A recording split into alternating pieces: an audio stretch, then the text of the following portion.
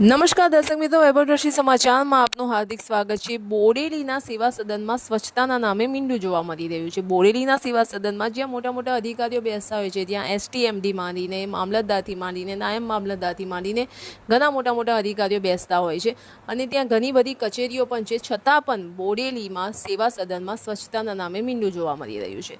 ત્યાં સ્વચ્છતાની કોઈ પણ જાતની કાળજી લેવામાં નથી આવી રહી, કારણ કે બોરેલીના સેવા સદનમાં જ્યાં ત્યાં પાનની પિચકારીઓ જોવા મળી રહી છે।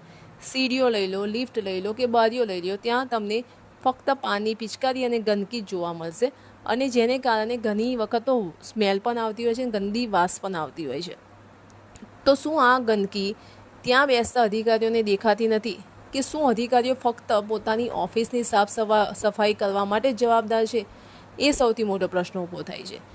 અધિકારીઓ જે ત્યાં બેસે છે તેઓ આવી ગંદકી કરનારાઓ સામે કોઈ પગલાં કેમ નથી લઈ રહ્યા કે આવી ગંદકી જે કરે છે એને સાફ પણ નથી કરાવતા?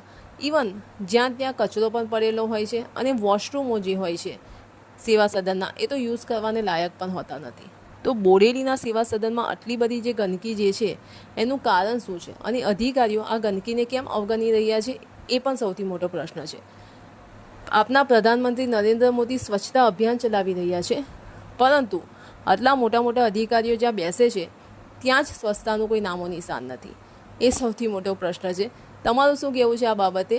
તમે અમને કમેન્ટ બોક્સમાં કમેન્ટ કરીને જણાવી શકો છો। ધન્યવાદ।